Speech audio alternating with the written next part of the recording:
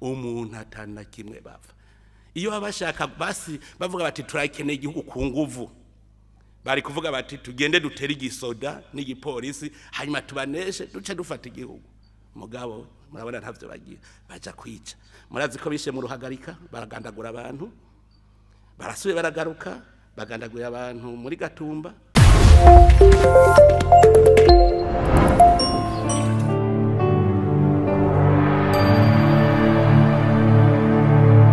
kugira ngo mutanguze ibikorwa by'uno munsi murakoze.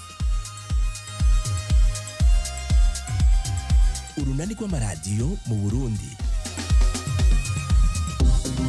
Isaha zitatu ziruzuye neza turi ku munsi wa gatanu igenekerezo rya 2029 Kigarama umwaka w'ibihumbi 2023 turi mu ntara ya Cankuzo neza na neza ku kibuga c'umupira w'amaguru citiriwe Amahoro ca komine ya Kigamba nkuko mubimenyereye mu gihe gisozera umwaka mukuru w'igihugu arafata umwanya wo kuganira n'abamenyesha makuru hamwe n'abene gihugu aho iyo migwi yose iza kumubaza ibibazo bijanye n'ubuzima bw'igihugu. Uyu munsi rero nakaryo keza twaronkejwe na nyene icubahiro ahaza kuganira n'iyo migwi yose kuva iki gihe c'isaha 3 gushika igihe c'isaha 7. Iki kiganiro kiriko gica ku maradiyo yose asamiranira hano mu Burundi imbonesha kure hamwe n'imbuga ngurukana bumenyi zitandukanye kigizwe n'ibice bibiri. Igice ca mbere kigizwe n'ibibazo vy'abamenyesha makuru kikaza kumara isaha imwe gusa na igice kigira kabiri kigizwe n'ibibazo vy'abene gihugu baba abari hano ku kibuga citiriwe Amahoro ca komine Kigamba canke abaza kubaza baciye ku mihora ya telefone kikaza kumara amasaha 3. Iki kiganiro kiremeshejwe na Jewe Claudine Irambona fatikanije na Siriro Sindayizeruka abagihagarariye ni Jean Mitterrand yegamiye afadikanije na Renine Manariyo. Turamutse twongere rero duhikaze umukuru w'igihugu yishikiye muri kino kibanza kuremesha kino kiganiro tunamwifurize Noel nziza n'umwaka mushasha w'ibihumbi 2024 nyene icubahiro kaze muri kino kiganiro.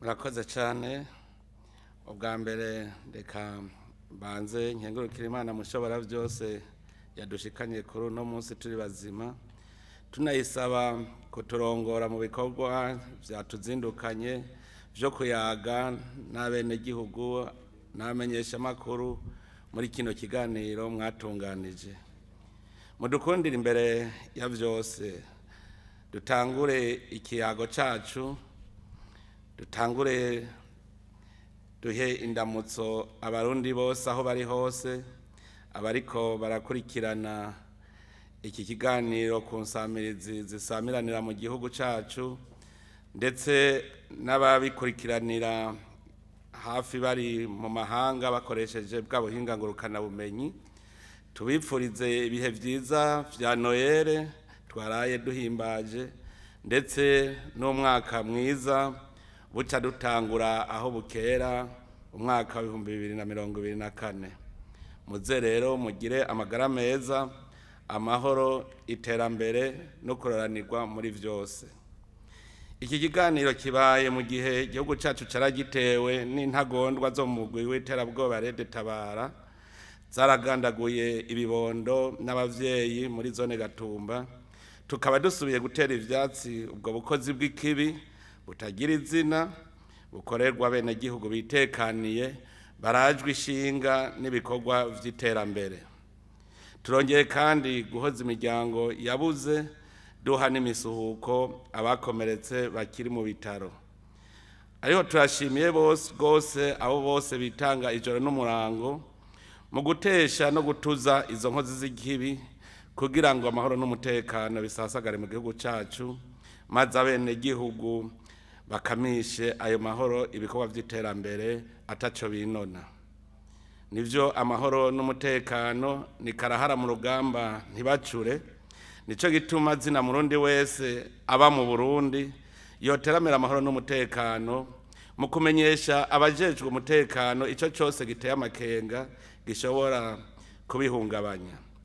Twese turazi ibihe bigoye igihugu caciyemwo nico gituma muri iki gihe turimwo ata muntu yoba agihendwa canke ngo akwegerwe muri ayo mabi, kuko twese turazi yuko ari amabi yadusesereje ku mitima. Ubu hari hageze yuko twokwiruhuza. Mu gihe abarundi baherutse kwiha intumbero yo kuzamura igihugu, twese nk'abarundi tuvyuye umuzirikani tugakamisha ivy'Imana yaduhaye, biraboneka yuko Uburundi bushobora gutera imbere cyane. Iki kiganiro kibaye twaraye dushikirije imbonakazoza yerekana ishusho y'Uburundi twipfuza kubona, aho Burundi mu 2040 kizoba ari igihugu cifise, mu 2060 naho kikaba ari igihugu giteye imbere. Nico gituma duhimirije abarundi bose ko uyu mwaka utaha, uwo mwaka buca dutangura, woba umwaka w'ibikorwa mu miryango yose, umwe wese akabona ku munsi ico azoba yakoze. Muri ivyo bikorwa turipfuza guhera ku iterambere ry'imiryango duciye mu bikorwa by'uburimyi n'ubworozi, kuko murazi mwese yuko umuryango ariyo nkingi y'ubuzima bw'igihugu. Turasaba rero abajejwe intwaro, abajejwe ibisata bitandukanye cyane cyane nk'abagoronome, kuguma hafi abene gihugu babereke ingene ibintu bigenda neza. Noneho bongere barereke barabe yuko ivyo bakeneye muri iryo terambere, zaba imbuto zirobanuye, waba umwavu, barabe neza yuko abene gihugu babirose ku gihe kandi nk'uko bavyipfuza, kugira ngo bose twese hamwe tugende turunani mu bikorwa by'iterambere. Kugira ngo dushike ku ihangiro ryacu, dusaba kandi abarundi bose kurwanya inyifato zitubohera amaboko mugongo kugira ngo tugume mu bukene, aho harimwo ubunebwe, gushaka kurya ivyo utabiri akuya, ugusasira indava, ikinyoma, ukurya canke gutanga ibiturire n'ibindi. Dukunde ibikorwa mu kumenya gukoresha neza umwanya, twirinde gutwagwa n'umutima w'ibidusamaza, aho niho dushobora kuzotera imbere. Dushire umutima mu nda rero, dushigikirane, twizerane nk'abasangiye gupfa no gukira, dusangira akabisi n'agahiye, ntiduhave twiyumvira kugoka hanyuma bwacu ibigori bikera. Tugaruke kuri ya mico myiza yamyiranga basokuru, twigishe indero nziza abana bacu, imibano myiza, umutima wo gukunda igihugu, ndetse tugendere ya ngendo yo gutorera amatati umuti bidaciye mu ngimba. Twamize kumuzirikanye ko igihugu cyubakwa na bene cyo, abinyuma y'urugo baza mu bisanzwe basahiriza gusa, ikivi ciganza ku muntu umwe ntigishobora gutera imbere, ariko tugiye hamwe twese turashobora gukora ibintu bitangaje bishobora guhindura mbere n'isura y'igihugu kikaba nk'igitangaza ku Burundi. Imbere yuko nsozera rero iri jambo ry'intangamarara, nashaka menyeshe abo tuganira ko ubu atari ntahe yaje gushasa, ntitwaje guca imanza, twaje kugira ngo tuyage, tuvugane, tubone agahaze, ndetse dutererane n'ivyiyumviro kugira ngo dutore umuti.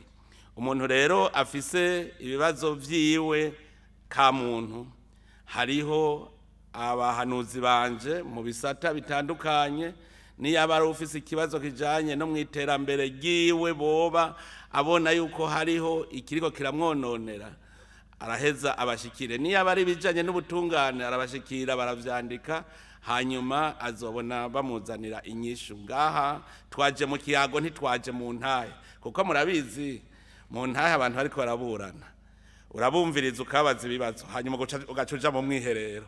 None ubwo mwiherero burya mu migenzo y'ikirundi urubanza ruracibwa n'umuntu umwe, hategeza kuba hariho umugwi w'abacamanza. None rero mubimenye, kuko hariho abahora bantega umutego ngo ruce ngaha nyene, hariho abahora bantega uwo mutego burya abarundi n'abantu b'incabwenge cyane bazi ingene bashobora kuca hirya no hino bakawukwega ukagwa mu mutego bagaca bagenda barakwitwengera kandi baratwenga bazi yuko bari baje guta umutego. Ivyo rero nibaza ko ata murundi w'umutima yoba acubahuka gusuka umukuru w'igihugu kumuhenda kugira ngo afate ingingo itabereye mu gihugu aho vyadushikanye turahazi. Ndangije rero nsubira kwipfuriza abarundi bose gusozera umwaka w'ibihumbi 2023 neza mu munezero kugira ngo twinjire mu mwaka w'ibihumbi 2024 turi mu kanyamuneza kandi twamaze kwigira inama y'ingene tugiye gutera imbere.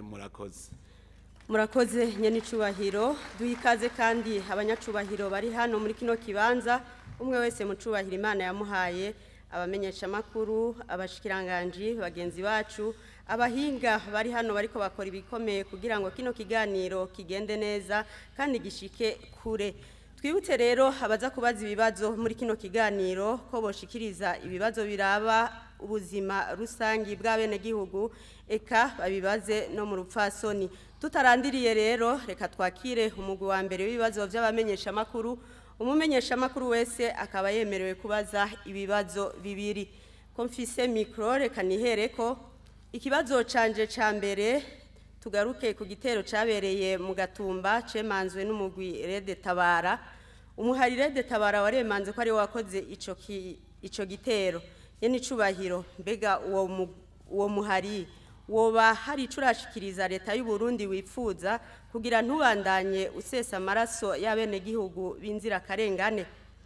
Ikibazo kigira kabiri kijanye n'umugambi w'igihugu w'imbona kazoza aho Burundi buzoba ari igihugu cifashe mu mwaka w'2040 n'igihugu giteye imbere mu mwaka w'2060. Nyene icubahiro muravye ingene abarundi babayeho uno musi mukaraba n'inzitizi zijanye n'ubutunzi n'iterambere zihari, umwizero mufise kugira ngo iyo mbona kazoza izoje mu ngiro n'uyuhe? Murakoze. Sinzi ko mugenzanje Cyril afise ibibazo. Ego cyane Claudine ndafise ibibazo mugi imbere ya byose nanje ndamutse nyine icubahiro umukuru w'igihugu hamwe n'abari ngaha bose umwe wese mwiteka n'icubahiro Imana yamuhaye. Mfise ibibazo bibiri. Ikibazo ca mbere kijanye na politike mpuzamakungu aho ibihugu bitunze cyane bisaba ibihugu bikiri mu nzira y'amajambere ko bashira muri politike z'ibihugu amategeko aho uburenganzira abubakanye kandi basangiye ibitsina. Mbega muri kino gihe leta y'u Burundi ihagaze hehe? Ubona yuko ivyo bihugu mbere bigira biti igihugu kitazoshira mu ngiro politike n'imfashanyo ntituzosubira kubaha. Ikibazo kigira kabiri itegeko nimero 1 agakwego 12 ryo kuwa 18 ndamukiza mu mwaka wa 2006 ryarashizeho igipolisi kidasanzwe kigwanya ibiturire. Ico gihe cyatwagwa mu bushikiranganje bw'intwaro ibereye.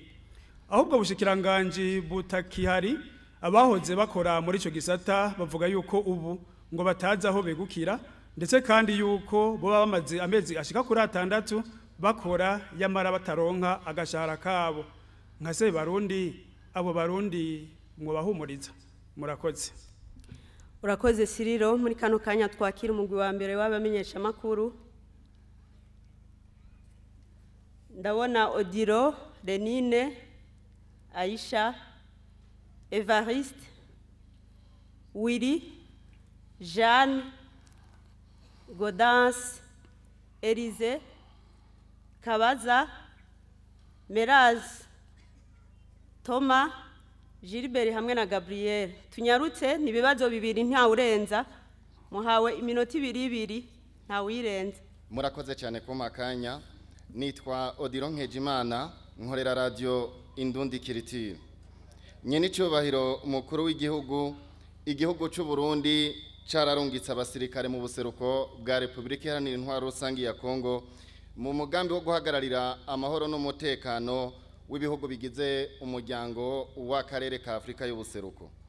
Ariko Burundi bwaravuze ko bwarungitse imigwi 2 y'abasirikare, umwe nuwo nyene wishira hamwe rya EAC, uwundi bivugwa ko waruguye kugwana n'umuhari M23 gwanya igihugu kibanyi ca Kongo hamwe na leta tabara ivuga ko igwanya leta y'u Burundi.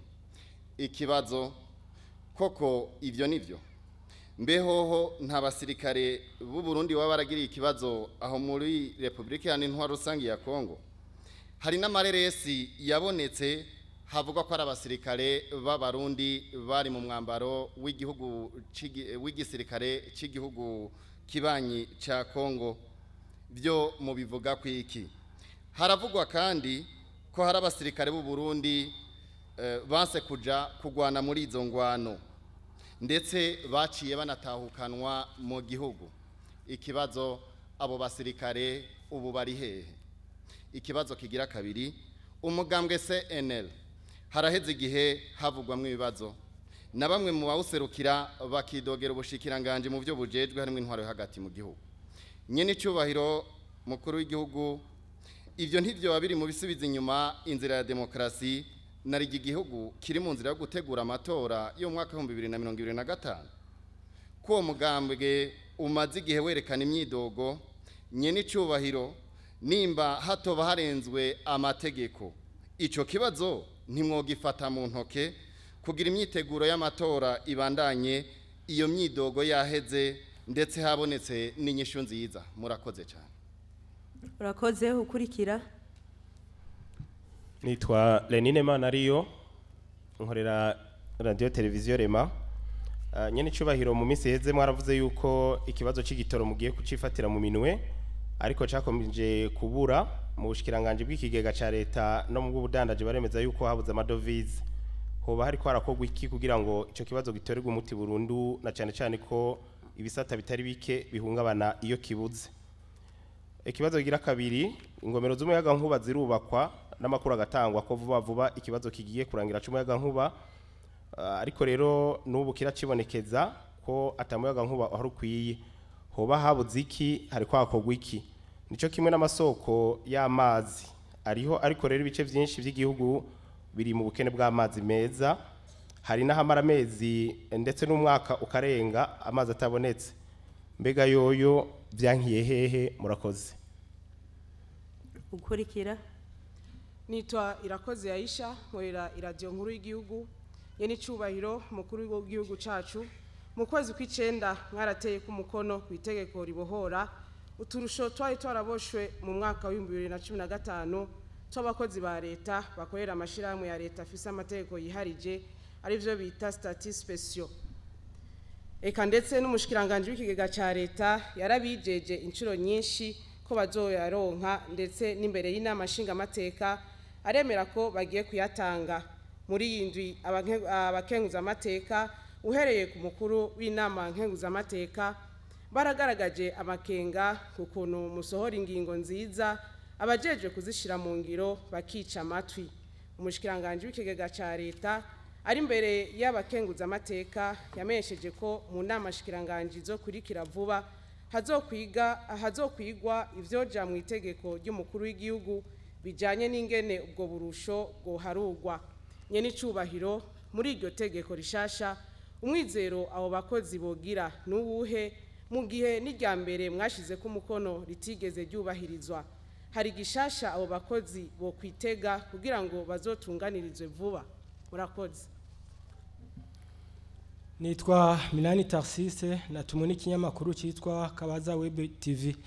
Ikibazo ngiki, abanyagihugu bari mu mahegitari 160 ahari mu Gasenyi ni hafi y'ikirimba cy'umukuru w'igihugu, baraharuriwe amafaranga y'imizibukiro, amafaranga ashika ku miliyaradi 112. Twihweje mu mafaranga leta izokoresha, ayo mafaranga nta yarimwo. Mutegekanya ko azova hehe? Icya kabiri, baroreye umwaka n'igice, bongere barorere igihe kingana iki ngo ayo mafaranga aboneke.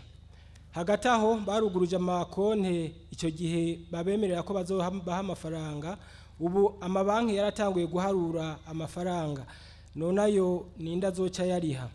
Ikibazo cya kabiri, abanyagihugu bizege aha ni Gitega barakoreshejwe umugambi wo gutunganya amatongo yabo viabilisation. Ubu nta ugurisha, nta ugura, nta n'uwubaka. Umugambi uzotangura ryari? mbaye ndakenguruka nyene cyubahiro.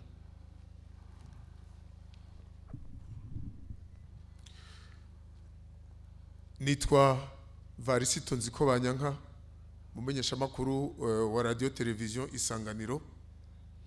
Akabazo ka mbere, bamwe mu barongoye imigambwe baridoga yuko umugwiseni washinzwe batabajijwe. Abo kandi baridogera kandi ko integuro y'itegeko rizoba rigenga amatora twimirije harimwo kuduza ibiciro by'amafaranga na cyane cyane amwe y'ingwati asabwa abashaka kwitoza, aha bagashingira ku mafaranga asabwa ushaka kwitoza kuba umukuru w'igihugu yavuye kuri miliyoni 30 akaja ku miliyoni 100. Abo banyepolitike bakavuga bati ubwo iryo si kumigwa ku rubuga rwa politike. Nyene icubahiro mukuru w'igihugu, iyo myidogo y'abo banyepolitike muyivuga kwiki? Ikibazo ca kabiri, nyene icubahiro nimba nihenze kuva muri 2017 haraguzwe indege yo kurerura umukuru w'igihugu agiye mu ngendo zo hanze. Iyo ndege kandi iranategekanirizwa amafaranga yo kuyisanasanira buri mwaka mu mafaranga leta iteganya gukoresha, ariko iyo ndege uno munsi ntiturabona ikora ico yagenewe. Mbega muri ko mukora iki kugira ngo iyo ndege ntigume isesagura ubutunzi bw'igihugu itari ko irakora ico yagenewe? Murakoze nyine icubahiro mukuru w'igihugu. Nitwa niyo nkuru wiri, nkorera ikinyamakuru Imboneza News. Nyine icubahiro mukuru w'igihugu, kuva mugiye mu mabanga yo kuyobora Uburundi, mwarafashe ingendo yo guha amafaranga bamwe bagiye mu zabukuru, ndetse amafaranga angana hafi n'umushahara wabo, ariko n'uyu munsi nyine icubahiro biraboneka ko iyo ngingo itaraja mu ngiro. Mbega habuze iki? Ubajije hirya no hino bavuga ngo hariho ibitarasinywa. Abo basinywa s'abarundi ntibari ngahaganya kubahwa. Ikibazo ca kabiri, nyene icubahiro mukuru w'igihugu, hamwe ugereranije ukaraba neza ukaraba ibikorwa wakoreye abarundi, hamwe umugambwe bega mu 2025 wobagena ukabizera mwosubira mukaturongoranye n'icubahiro mukuru w'igihugu. Murakoze. No hanura igihugu cy'u Rwanda yuko comenya ko babandanije barera umuntu ariko ariyica inzoya, bariko bari mu gwanko, bariko bari mu mugera w'inzankano hagati y'abene gihugu b'ivyo bihugu bibiri. Kuko ntivyumvikana ingene uheza kugaburira umuntu agaca aza kwica umuntu, umwana, umutamakazi n'umutama, hanyuma kazovuga ngo abarundi bazoguma banezerewe cyane bariko babona aho hantu abo bantu barerewe. Nta kintu rero bafise, Jesse numva nk'ubu bosabiki ngo kugira ndeke kwica uruyoya ngo mpiki bwira ico kintu. Iyo baba bashaka ivya politiki baja kurondera umukuru w'igihugu, baja kurondera umushikiranganje kuko ababereye mu kibanza, mugabo baja kurondera umuntu atana kimwe bava. Iyo baba bashaka basi bavuga bati turakeneye igihugu ku nguvu, bari kuvuga bati tugende dutere igisoda n'igipolisi hanyuma tubaneshe duce dufata igihugu. Mugabo murabona ntavyo bagiye, baja kwica. Murazi ko bishe mu ruhagarika baragandagura abantu, barasuye baragaruka bagandaguye abantu muri Gatumba. Abo bantu twabavuga gute? Abarundi n'abaciro urubanza bonyene. Birateye isoni kubona umurundi aciyumvira kwica abantu no musi, ndagatera soni. Mugabo tubashira imbere y'Imana, hajya nta kinanira Imana, hari higiye bazobona bibahurungukira ko batabizi. Mugabo duhanura abo babaha indaro, abo babagaburira, abo babaha amahera, abo babigisha igisoda kwica, babigisha kwica ntibabigisha n'igisoda, babigisha kwica gukerera abantu. Twobahanura yuko bokwigenga ubuntu wo mutwe bakawushikiriza ubutungane bw'u Burundi kugira ngo abarundi bironkera amahoro. Igihe cyose bazoba bagifise igihugu kibakingira, kibagaburira, kibaha amahera, kibaha ibigwanisho, tuba dufise ibibazo. mugabo nibaza yuko kazoza ni kabi kuri ivyo bihugu mu gihe umubanyi ari we ashobora gutuma abenegihugu bagandagurika mu gihugu. Ikibazo kigira kabiri mwabajije ikibazo kijanye n'imbono ya kazoza, ati hari umwizero uravye ingene abarundi ngo bari mu bukene. Ndagenda babwire abarundi bamuza muraraba ivyiza mumaze kuronka imbere yuko murubona ibibi mubona. Naho uja muri Amerika, jewe naragiye kwibarabara rimwe hari i Washington ni New York, ndabona abantu bajyama ku bikarato mugo no munsi muvuga ko ari igihugu ca mbere ku isi gitunze.